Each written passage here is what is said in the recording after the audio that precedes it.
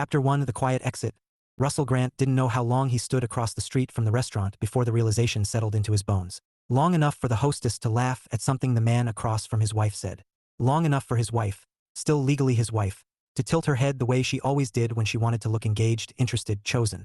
Long enough for the last illusion he'd been carrying to collapse under its own weight. He didn't step inside.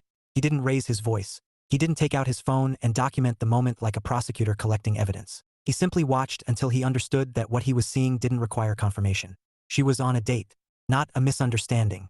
Not a coincidence. Not a work meeting that ran late and involved candles and wine glasses and her hand resting lightly on another man's forearm. A date.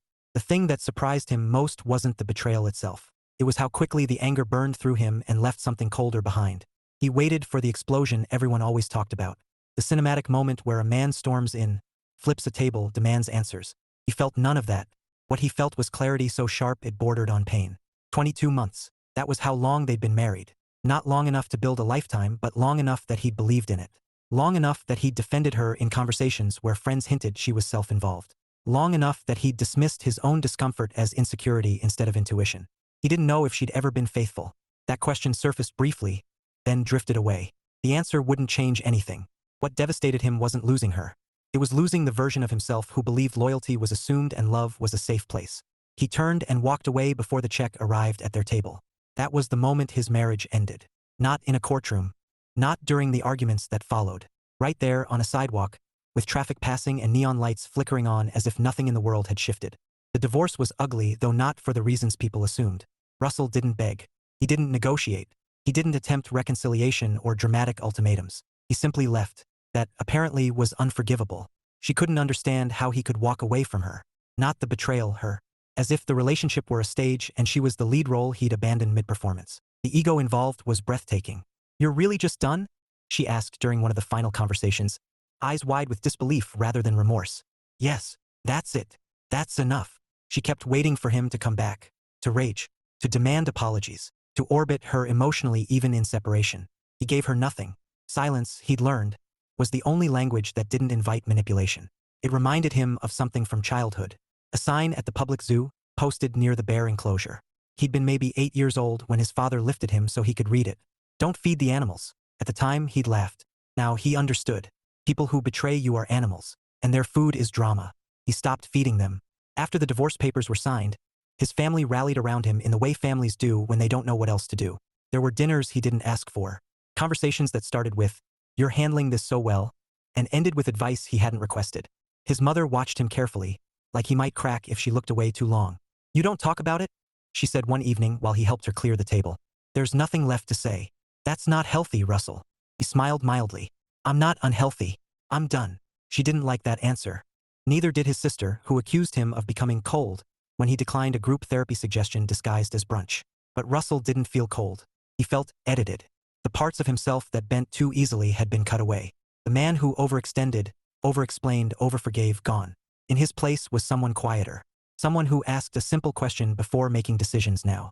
"Is this in my best interest?" If the answer was no, he didn't do it. He wasn't interested in propping up anyone else's life while playing the quiet supporting role. He'd done that. He'd been that man. It had cost him more than he was willing to pay again. If he was going to be alone, he was going to be alone on his own terms. And his terms were living, experimenting, spontaneous trips, learning things he'd always put off, saying yes to curiosity and no to obligation, staying as far away from romance as his mother would let him, which he suspected was going to be a daily negotiation. That was fine. For the first time in a long while, Russel Grant wasn't angry. He was awake. Chapter 2: Family Intervention. Unrequested. The first thing Russell noticed when he walked into his parents' house was the smell. Roast chicken. Rosemary. Garlic. A meal that took planning. That was never a good sign. He paused just inside the doorway, keys still in his hand, jacket unzipped, instincts already firing. His mother didn't cook like this on a Tuesday unless she was hosting something she considered important. Important, in her vocabulary, usually translated to emotional. "Russell?" His mother called from the kitchen, her voice bright in a way that suggested intention. "You're early." "I'm on time," he said, glancing at his watch. "Which is early for you." She laughed, but it had an edge to it. "Well, I like to be prepared." That made two of them, though preparation meant very different things to each of them. He stepped into the kitchen and immediately spotted the extra place setting at the table. For plates. He lived alone. His sister lived across town. His father was already seated. nursing a glass of iced tea and wearing the expression of a man who had agreed to something he didn't fully understand but knew better than to resist. Russell met his father's eyes. His father blinked twice. "I tried," that blink said. Russell sighed quietly and hung up his jacket. "So," he said mildly, pulling out a chair. "Who's coming?" His mother busied herself with the oven. "You'll see. That's not ominous at all." His father cleared his throat. "Your mother means well." "I know," Russell said, sitting. "That's what worries me." The doorbell rang right on cue. His mother beamed. "That'll be her." Russell closed his eyes for half a second, then opened them again, resigned. The woman who walked in a moment later was not, to his mild surprise, a date. It was his sister. "Wow," Russell said as she leaned in to hug him. "You really committed to the misdirection." She grinned. "You should have seen Mom's face when I suggested bringing an actual stranger. I thought she might pass out." His mother sniffed. "I would not have passed out." "You absolutely would have passed out," his sister said cheerfully. "Possibly into the mashed potatoes." Russell relaxed a fraction. Family chaos he could handle. Romantic ambushes were another matter. Dinner was fine. Too fine. Everyone was polite. Everyone asked about his work. No one mentioned the divorce. No one mentioned anything of substance. It was the conversational equivalent of a waiting room. Finally, as his mother served dessert, store-bought pie, which meant the real effort had gone into the main course, she sat down and folded her hands. "I've been thinking about you," she said. Russell took a bite of pie. "I know. You don't come by as much. I come by enough. You used to stay longer. I used to be married." His father coughed. His sister kicked him under the table. "I don't mean it like that," his mother said quickly. "I just mean you're different." "Yes," Russell agreed. "That's usually what happens after life events." She frowned. "You don't talk. I talk. You don't share." He swallowed, then set his fork down carefully. "Mom," he said, not unkindly. "I'm not withholding anything. There's just less to report." "That's not healthy," she said, echoing herself from a week earlier. His sister leaned back in her chair. "Okay, let's define terms. Are we worried that Russell is unhappy? Or are we worried that Russell is not behaving the way we expect him to after a divorce?" Russell shot her a grateful look. His mother hesitated. "I just don't want him shutting himself off." "I'm not shut off," Russell said. "I'm selective." His father nodded. "That seems reasonable." His mother glared at him. "You would say that. I've been married to you for 40 years, his father replied mildly. "I've learned when to listen." Russell smiled despite himself. "You're only 29, his mother continued. "You have your whole life ahead of you. This isn't the time to give up on love." "I haven't given up," Russell said. "I've opted out." His sister laughed. "That's very on-brand for you right now." His mother looked between them. "You make it sound like a subscription service." "In a way it was," Russell said. And the free trial ended. Silence followed that. Not uncomfortable, just thoughtful.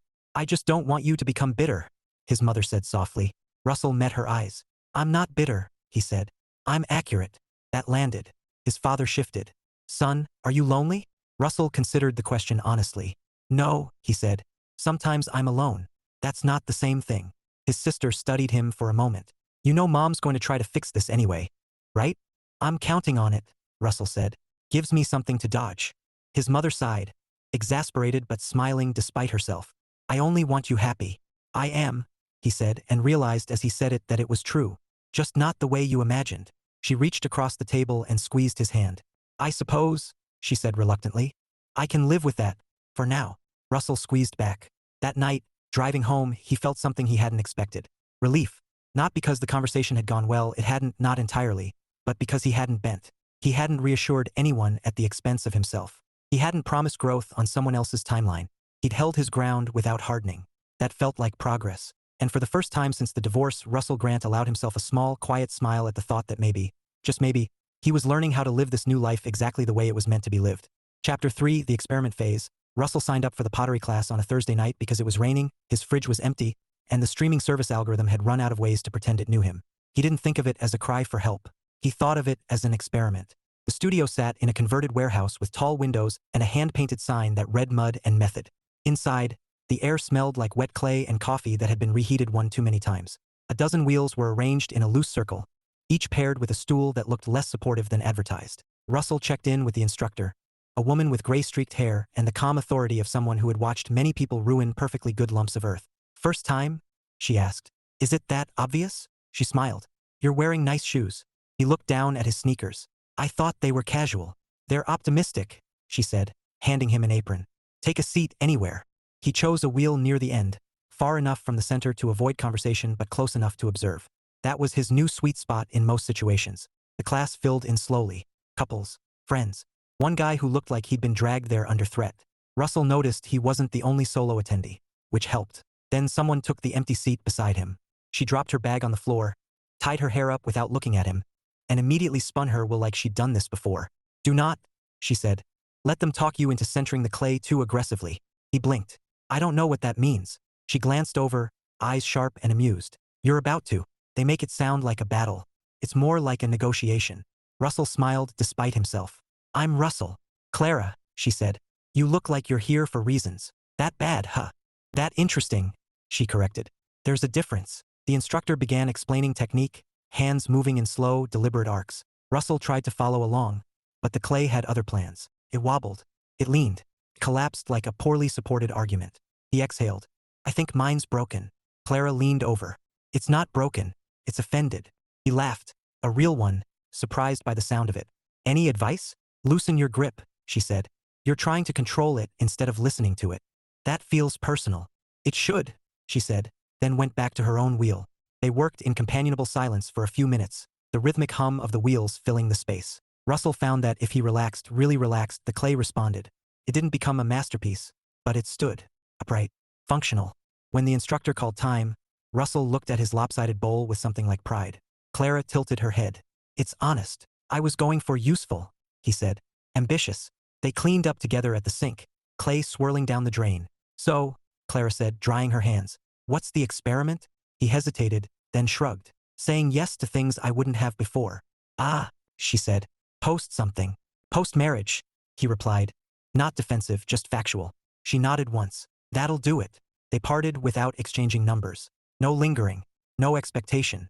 Russell walked to his car feeling oddly lighter, like he'd remembered how to occupy space without apology. The salsa class was a mistake.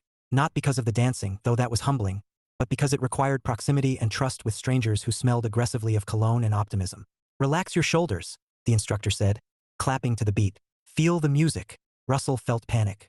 His partner, a woman named Denise, smiled encouragingly. "You're thinking too much." "I do that," he said, stepping on her foot. "I'm so sorry."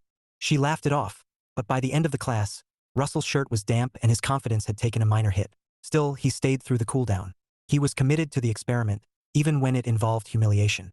After class, as he debated whether to attempt a second session or flee, he spotted Clara leaning against the wall, scrolling through her phone. "You too?" he asked. She looked up. "I lost a bet." "That tracks." She smirked. "You survived." "Barely." They walked out together into the warm evening, the city buzzing around them. "Coffee?" she asked, casual. "Is that part of the experiment?" She shrugged. "Could be." They found a cafe still open, grabbed seats by the window. Conversation came easily, skipping the usual preliminaries. She worked freelance. He didn't ask what kind. She didn't ask about his ex. It was refreshing. "You don't flirt," she observed after a while. He raised an eyebrow. "Is that a complaint?" "An observation," she said. "You're present without performing." "I'm tired of performing." "Good," she said. "It's exhausting to watch." He laughed. "You're blunt. I value efficiency." They talked about travel, skills they wanted to learn, things they'd quit because they weren't fun anymore. When they stood to leave, Clara hesitated. "I'm not looking for anything," she said. "Neither am I," Russell replied. They exchanged numbers anyway. The road trip happened the following weekend. Russell picked a direction, north, and drove until the city thinned and the sky opened up. He stopped when he felt like it, ate when he was hungry, slept when he was tired. At a roadside overlook, he sat on the hood of his car and called his sister. "Who are you and what have you done with my brother?" she asked. "I'm outside," he said. "That checks out." He hung up smiling. That night, back home, his phone buzzed. "Clara, did you survive the wilderness?" Russell, "Barely. I communed with a vending machine." Clara, bold choice. He stared at the screen longer than necessary, then set the phone down. He wasn't dating. He wasn't searching.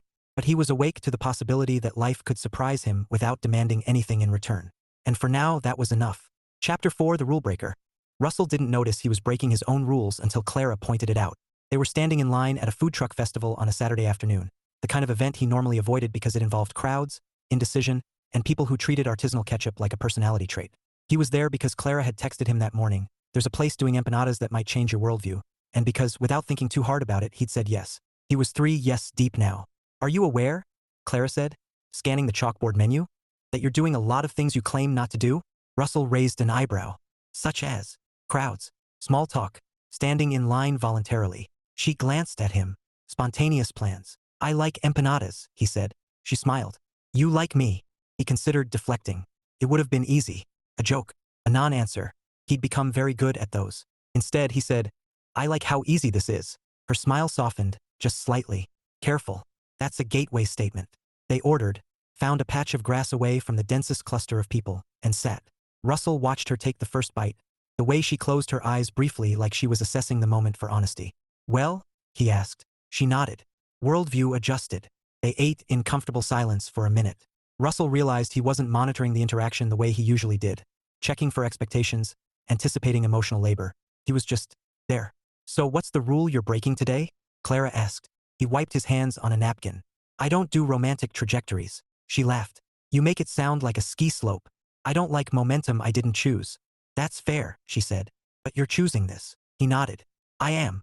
She studied him. You're very deliberate. I learned the hard way. I figured. She didn't ask for details. That alone felt like a gift. They walked the rest of the festival, sharing observations that ranged from mildly sarcastic to unexpectedly thoughtful. Russell found himself talking about his experiment phase. Not the divorce, not the anger, just the decision to live wider. I spent a lot of time being agreeable, he said. I thought that was love. And now I think love is optional, he said. Presence is not. She smiled at that. You're going to be trouble. For who? For you, she said easily. You don't let things be messy. He considered that. Messy costs more than it returns. Only if you're keeping score, she replied. They stopped at a booth selling handmade journals. Clara flipped through one, fingers tracing the paper. You write? Russell asked. Sometimes, she said. Mostly lists. Of what? Things I don't want to forget, she said, then met his eyes. And things I refuse to tolerate. He nodded slowly. That's a good system. She bought the journal, tucked it under her arm. So what do you refuse to tolerate? Drama, he said without hesitation. Ambiguity disguised as passion. People who mistake intensity for intimacy. She tilted her head. And what do you tolerate? Silence, he said. Honesty. Space. Space is tricky, she said. It can be freedom or avoidance. He looked at her. You always do that? Do what? Ask the question that doesn't have a clean answer. She smiled. Only when I care about the response. That landed harder than he expected.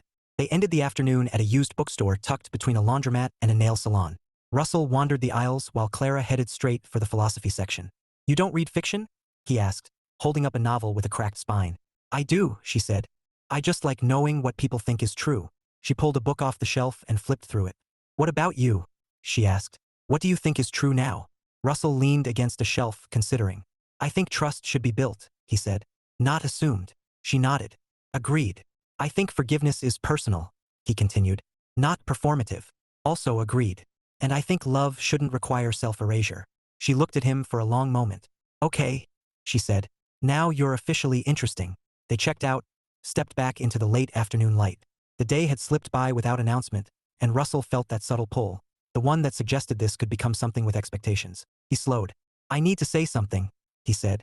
Clara stopped. Okay. I'm not looking for a relationship, he said. I don't want to promise progression or labels or anything that sounds like a destination. She considered him. I don't want to be a detour. You wouldn't be, he said quickly. But I also don't want to pretend I'm somewhere I'm not. She smiled, not unkindly. I appreciate the clarity. And, he asked. And I don't need a contract, she said. I need consent. He laughed. That's refreshingly adult. I try. They stood there, neither rushing to close the moment nor stretching it artificially. Coffee? He asked, then paused. No implications. She smirked. You really hate implications. I really like clean lines. She took a step closer. Life doesn't. He met her gaze. I'm learning that. They went for coffee anyway.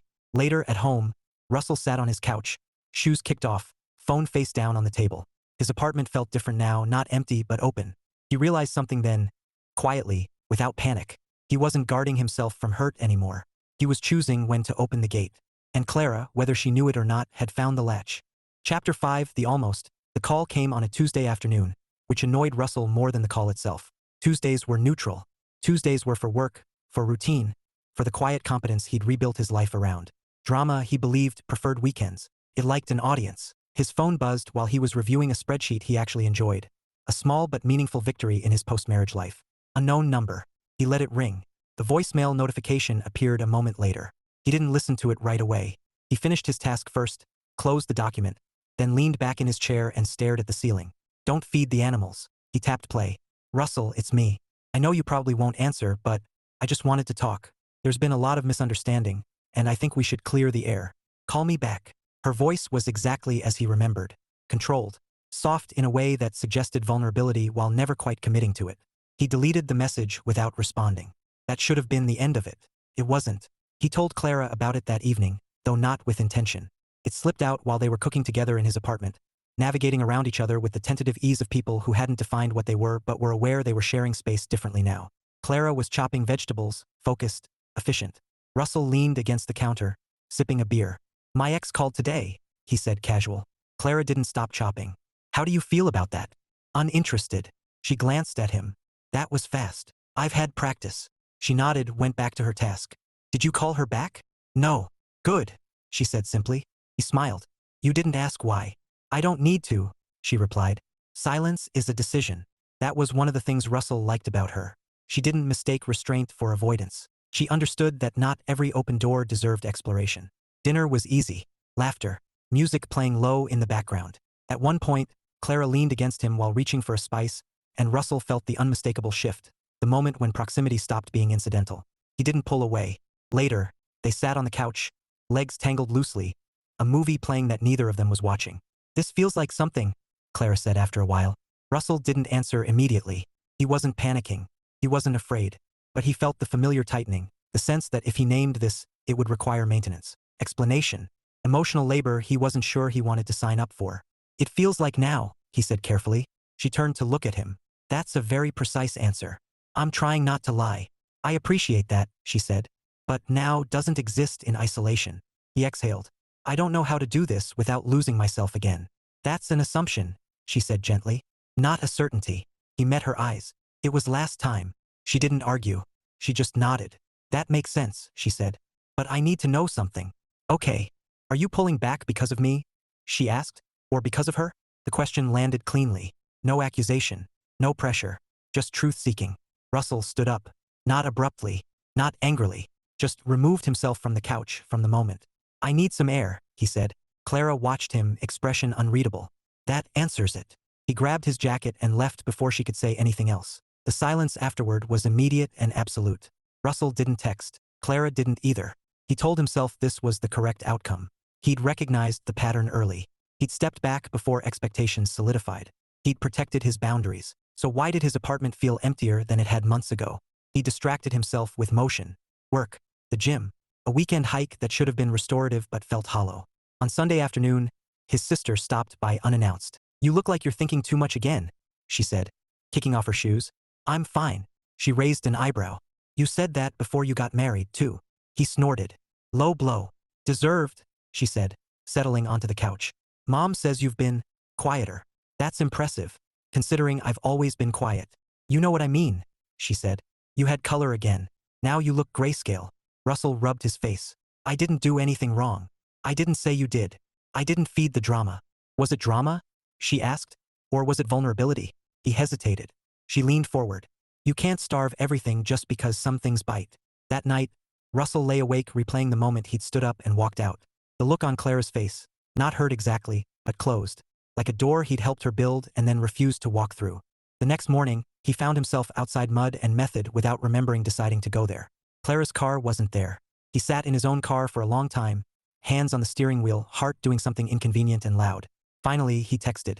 Russell, I owe you an explanation. Not a defense, just an explanation. No response. Hours passed. He went home. He cleaned. He cooked a meal he didn't eat. That evening, his phone buzzed. Clara, I don't need explanations that arrive after exits. He swallowed. Russell, fair. 3 dots appeared. Disappeared. Appeared again.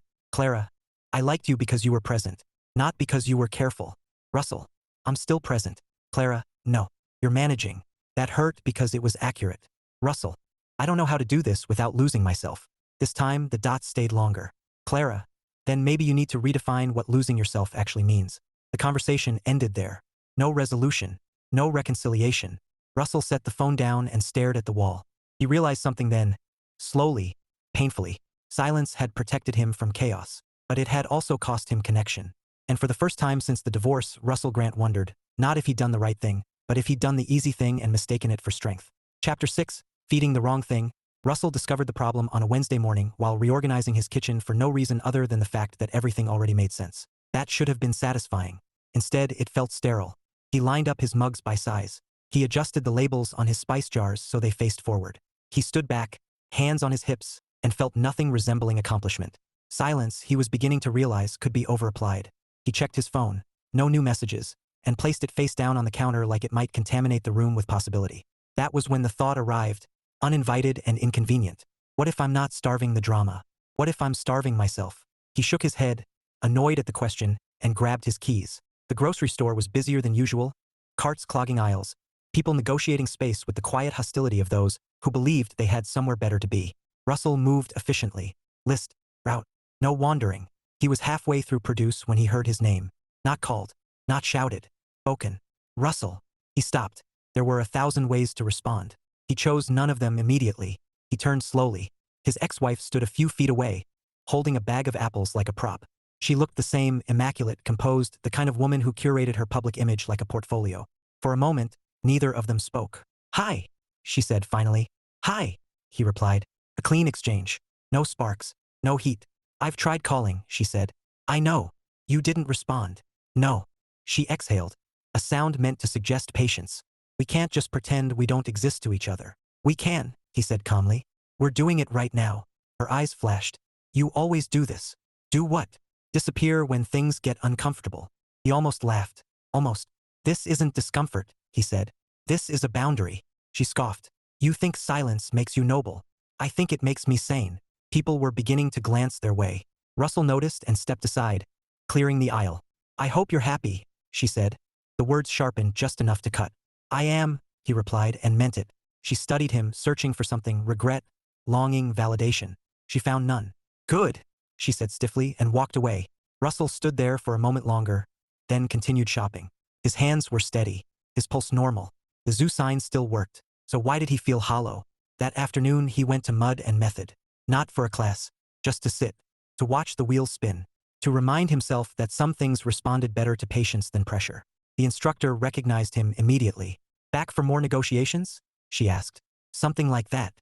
She handed him a lump of clay without asking and nodded toward an empty wheel. He sat, centered the clay slowly, deliberately. It resisted. He eased up, complied. "You look like someone who's very good at restraint," she said after a while. "I've had practice. Restraint is useful," she continued, "but it's not the same as engagement." He glanced at her. "Is this pottery advice or life advice?" She smiled. "Yes." He shaped the clay into a simple cylinder. "Nothing ambitious, nothing fragile." "What happens if you don't shape it at all?" he asked. "It collapses," she said. "Or it hardens into whatever shape gravity chooses." He nodded. That night, he didn't avoid his phone. He stared at Clara's name in his contacts, thumb hovering, mind running through consequences like a legal brief. He wasn't afraid of her. He was afraid of himself, of the version that might retreat again, that might confuse caution with wisdom. Finally, he typed, "Russell, I ran into my ex today." The message sat there. Sent. Irreversible. Minutes passed. Then, "Clara? And? Russell?" I didn't react. "Clara? That sounds like a win." "Russell? It was. And it wasn't." 3 dots appeared. "Clara, explain." He took a breath. "Russell, silence protects me. But I'm starting to think it also keeps me from choosing anything new." This time, the pause was longer. "Clara, you're allowed to change your strategy without betraying yourself." He leaned back against the couch, staring at the ceiling. "Russell, I don't want to feed the wrong thing anymore." The reply came quickly. "Clara, neither do I." They didn't make plans. They didn't resolve anything. But the silence between them felt different now. Not defensive, not sealed. Open. Russell slept better than he had in weeks. The next morning, he went for a run without headphones. He let the city fill the space instead of blocking it out. He noticed things. The way a barista waved to a regular. The sound of laughter from an open window. The simple choreography of people living alongside one another. Connection didn't always announce itself. Sometimes it waited to be noticed. At work, he declined a meeting that wasn't necessary. At lunch, he tried a new place. He made decisions not because they were safe, but because they were chosen. That evening, his sister called. "You survived the grocery store sighting," she said. "Word travels fast. I have my sources." He smiled. "I'm recalibrating."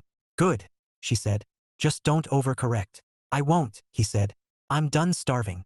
He hung up and stood by the window, watching the city settle into night. He still believed in silence, but he was learning the difference between silence as strength and silence as fear. And for the first time, Russell Grant understood that feeding himself, honestly, deliberately, might require offering something back to the world. Not drama, presence. Chapter 7 Terms and Conditions. Russell rewrote his rules on a yellow legal pad he didn't remember buying. It appeared one morning on his kitchen counter, blank and expectant, like it had always known this moment was coming. He stared at it while the coffee brewed, the city humming awake beyond the window. Rules had served him well. They'd kept him steady when everything else had tilted. But rules he was learning had a shelf life. He wrote the first line and crossed it out. Then the second. Then he paused, pen hovering, and laughed quietly at himself. "You're negotiating with your own fear," he said aloud to no one. He tried again. 1. Silence is a tool, not a refuge. He nodded. That felt accurate. 2. Boundaries are not exits. That one took longer. He tapped the pen against the paper, thinking of the moment he'd stood up from the couch and left Clara with a sentence unfinished. Thinking of how clean it had felt and how wrong. 3. Clarity beats caution. He underlined that. By the time the coffee was gone, the list had grown, not long, just deliberate. No grand vows. No romantic declarations. Terms and conditions, revised. He folded the pad and set it aside. Then he picked up his phone. They met on neutral ground. Not his apartment. Not hers. A small park with benches spaced just far enough apart to allow conversation without forcing intimacy. The kind of place where people came to think without being watched too closely. Clara arrived on time, carrying coffee for herself and none for him. That felt fair. "Hi," she said. "Hi," he replied. They stood for a moment, the space between them unclaimed. Russell resisted the urge to fill it with apologies or explanations. He remembered what he'd written. Clarity beats caution. "I don't want to manage this," he said. "I want to talk." She studied him. "Okay." They sat. "I've been using silence as proof that I'm healed," he continued. "But it's not proof. It's just absence." She listened without interrupting, eyes steady. "I don't want to disappear when things get complicated," he said. "I want to stay, even when I'm not sure what staying looks like." "That's different from what you said before," she noted. "I know. What changed?" He didn't dodge it. "I realized I was feeding the wrong thing. I thought I was starving the chaos, but I was starving the connection too." She exhaled slowly. "That tracks. I'm not asking for labels," he said, "or promises. I'm asking for the chance to practice showing up without pretending I'm fearless." She tilted her head. "Fearless isn't the goal." "Good," he said, "because I don't qualify." A corner of her mouth lifted. "You qualify more than you think." They sat quietly for a moment, watching a dog chase a leaf with misguided determination. "So," Clara said, "what are the terms?" Russell smiled. "Directness, consent, space that's agreed upon, not assumed. And if I need to step back," he said, "I say it. I don't vanish." She considered that. "I can work with that." "What are yours?" he asked. She took a sip of coffee. "Presence, effort, and no pretending that emotional distance is the same as independence." He nodded. "Deal." They didn't shake on it. They didn't hug. The agreement didn't need ceremony. "Walk?" she asked. They did, falling into step easily. "I don't want to be a lesson," Clara said after a while. "You're not," Russell said. "You're a choice." She glanced at him, surprised, then smiled. "Careful. That's a strong word." "I know." That evening, Russell's mother called. He answered, already bracing himself. "Are you eating enough?" she asked immediately. "Yes. Sleeping. Better." "And your social life?" He smiled. "Evolving." She paused. "That sounds promising." "It's honest," he said. She sighed, the sound softening. "I worry." "I know. But you're not shutting down," she said. "You're just selective." "That's what I told you." "Yes," she said. "And I'm learning to listen." He hung up feeling lighter. Later, he met Clara for dinner at a place neither of them had been to before. No expectations. No subtext-heavy glances. Just conversation that moved forward instead of circling the same safe topics. At one point, she reached across the table and took his hand. Not urgently, not possessively. Just present. He didn't pull away. On the walk home, he realized something that would have terrified him months ago. He was hopeful. Not reckless. Not naive. Just open to the idea that love didn't have to look like surrender or surveillance. That it could be built deliberately, with eyes open and terms agreed upon. At his door, Clara paused. "This doesn't mean there won't be hard moments," she said. "I know. And you don't get to disappear." "I won't." She smiled, leaned in, and kissed him. Brief, intentional, unambiguous. When she walked away, Russell stood there longer than necessary, hand resting where hers had been. Inside, the apartment still felt quiet, but it no longer felt empty. He looked at the folded legal pad on the counter and laughed. Terms and conditions, he thought. Turns out, the best agreements weren't about protection. They were about participation. Chapter 8, The Leap, on his terms. Russell didn't announce the change. There was no internal speech, no dramatic turning point where the music swelled and everything aligned. Instead, it arrived the way most honest shifts did, quietly after repetition. He noticed it the third time he left Clara's place without checking his phone the entire drive home. The fourth time he disagreed with her and didn't rehearse the conversation in advance. The fifth time he caught himself thinking, not how do I avoid this going wrong, but how do I stay present if it does. That was new. They didn't see each other every day. They didn't collapse into routine or cling to momentum. They built something slower than infatuation and sturdier than caution. Russell still lived alone. He still guarded his time. He still said no when no was the honest answer. But he no longer mistook emotional distance for discipline. The invitation came from his mother, which meant it arrived wrapped in politeness and laced with expectation. Family barbecue this Sunday. Thought you might want to come. You can bring a friend. The word friend did a lot of work there. Russell stared at the message longer than necessary, then typed back. I'll be there. I won't be alone. 3 dots appeared immediately. Then oh. Then after a pause. Okay. He smiled. When he told Clara, she laughed. Not nervously, not excitedly. Just amused. So this is the part where I'm evaluated? She asked. No, he said. This is the part where you eat too much food and my uncle asks inappropriate questions. She considered that. I accept. Sunday arrived warm and bright, the kind of day that made people optimistic without earning it. Russell drove, Clara navigating with unnecessary commentary. That house looks haunted. It's a dentist's office. That's worse. They pulled into the driveway, and Russell felt the familiar tightening. Not fear, exactly, but awareness. This mattered. Not because of permanence, but because of intention. His mother opened the door before they knocked. She froze. Not rudely, just paused. Clara smiled. Hi, I'm Clara. There was a half-second where Russell's mother recalibrated reality. Then she beamed. Oh, you must be, come in, come in. Russell, you didn't say. I didn't need to, he said gently. The afternoon unfolded predictably and still managed to surprise him. His sister liked Clara immediately, which meant she tested her mercilessly. His father approved silently, which meant everything. The questions came. What do you do? How did you meet? How long have you known each other? But none of them felt invasive. Russell didn't rush to answer for Clara. He didn't hover. He let her occupy her own space. At one point, his mother pulled him aside. You seem settled, she said, careful. I am, he replied. Is this serious? He met her gaze. It's intentional.